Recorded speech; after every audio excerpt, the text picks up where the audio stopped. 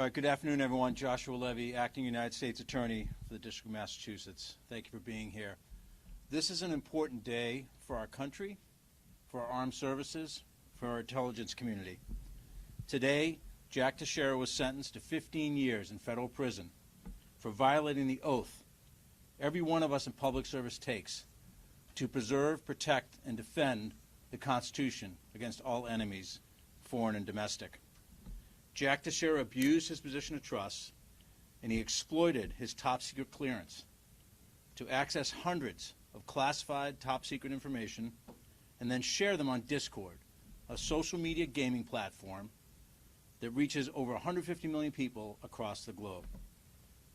Jack Teixeira made the deliberate choice, day after day, week after week, for over a year, to share the nation's secrets that were entrusted to him and make them available to all comers.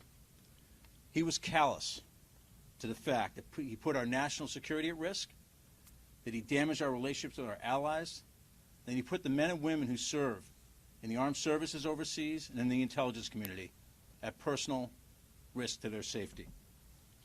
Today, Mr. Teixeira has paid a very heavy price for the laws he broke and for the incredible damage that he caused. This significant sentence sends a powerful message to every individual who holds a top-secret clearance. Anyone who willfully threatens our national security by illegally disseminating classified information will face very serious repercussions. I expect that starting tomorrow, Jack Teixeira's name will be mentioned when people are trained about the gravity of a top-secret clearance and the consequences if you leak information. Public service in the armed services, public service in the Department of Justice, and in the government is a privilege. It's a job with moral content that requires you to put country over self. Jack Teixeira took the opposite path. He put himself above his country. And you heard at the sentencing hearing, if you were there, in the filings that were made, about the damage that he caused through his leak of classified information. He leaked information that the government had determined could reasonably likely to cause exceptionally grave damage to the United States. It included information about troop movements in the Ukrainian theater, about provision of supplies to troops. It included information about a plot to kill Americans serving overseas by a foreign adversary. This conduct caused immediate operational damage and long-term enduring damage to our relationships with our allies, to our ability to gather information by revealing intelligence gathering methods, and through other consequences. We won't know the full extent of Jack Teixeira's damage for several years. Jack Teixeira told his cyber pseudo buddies not to worry, he wouldn't get caught. Well, he was wrong about that. Thanks to the dedicated team of investigators from the FBI and the prosecutors in our office, we put together an airtight case and secured a very meaningful sentence today. To close, I want to return to the men and women serving our country overseas, especially the day after Veterans Day, where we honor veterans, including my late father. They put their lives on the line for everyone in this room and everyone in this country. And today, justice was served for them and the integrity and bravery we would say serve our country. I'll turn it over to Special Agent in Charge of the FBI, Jody Cohen. Thank you, Josh, and good afternoon, everybody. Jack Teixeira is a textbook example of an insider threat. This Air National Guardsman admitted that he intentionally, recklessly, and illegally retained and disclosed highly classified national defense information almost every day for over a year. Today's sentence holds Mr. Teixeira accountable for being one of the most prolific leakers of classified information in American history. His actions compromised military plans, sources, and methods, and allowed our most significant adversaries access to some of our most closely guarded intelligence. He knew what he was doing was wrong, he was admonished for it, but he continued to do it anyway. But why did he do this? Teixeira told the FBI he did this to boost his ego, impress his anonymous friends, and set the record straight about Russia's invasion of Ukraine. This was not a victimless crime.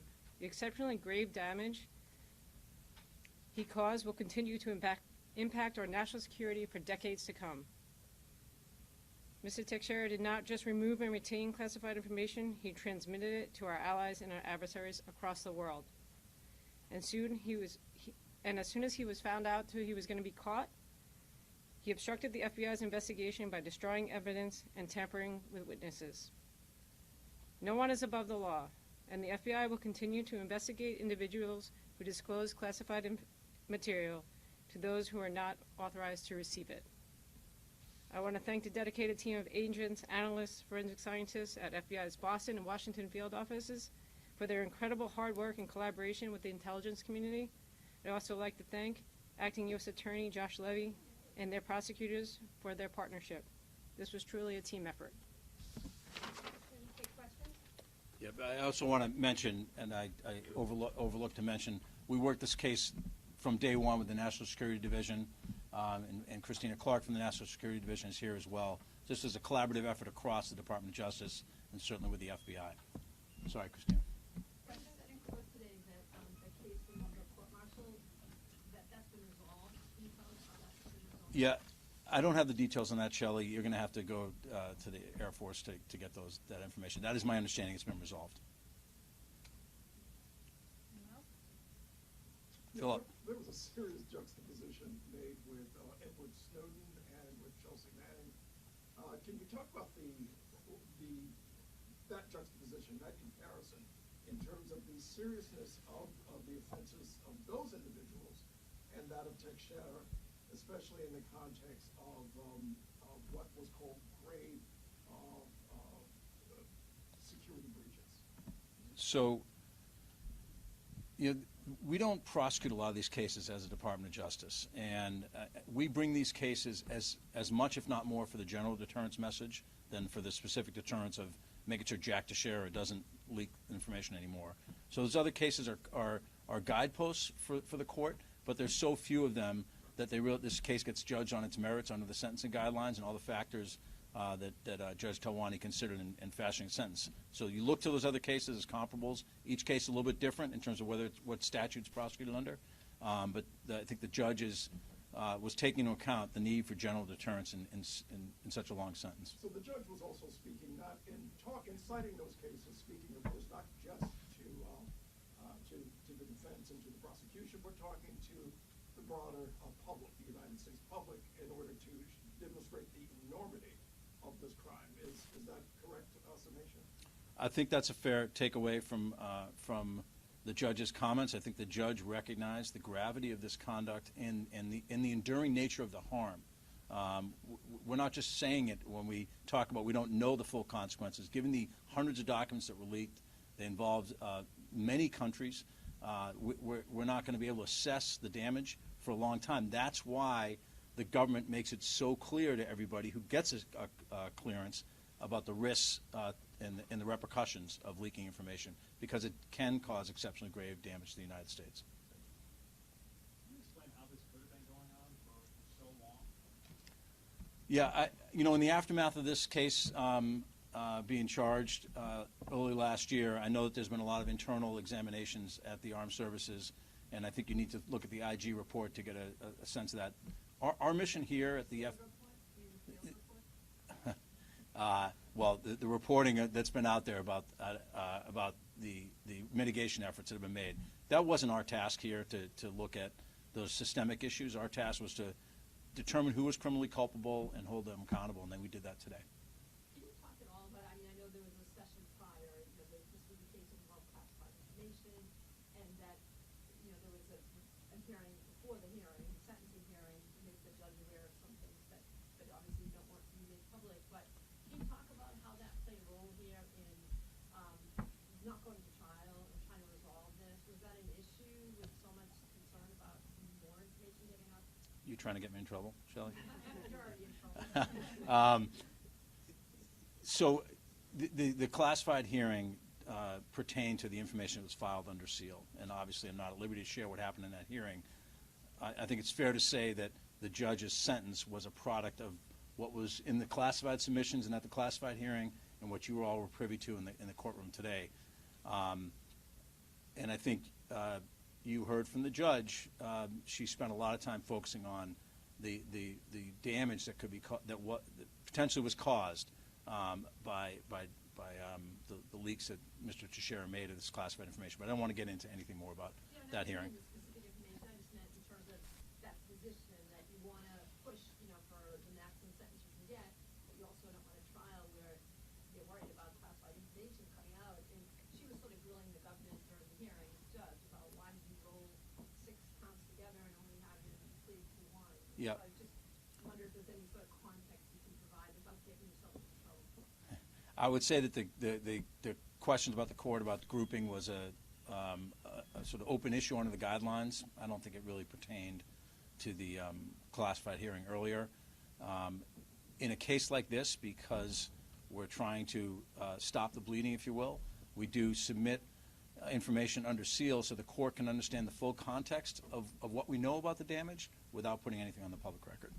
And that's what was the content of the other submissions. All right, can I ask, my understanding is the FBI is currently investigating more recent cases involving classified documents concerning preparation for the audit of the court and Pentagon. Can I ask, A, how to put this sentencing in context with that new approach, and also today, since the new approach status? Yeah. Well, I'm not going to. She didn't even let me hand it over. So, look, yeah, we're not going to talk about any pending investigation. I will say at a very high level, Nate, that we bring these cases so we don't have to read those headlines in the future about leaked information, and just hopefully underscoring as much as possible that whatever your motive, which is something that came up at the sentencing hearing today, you face going to jail for 15 years for someone who's never had any criminal record, and that's a very significant sentence for anybody, and I hope that it's a warning sign to anyone who's tempted about what the consequences are. Any other questions? Okay, thank you, folks. Thanks, everybody.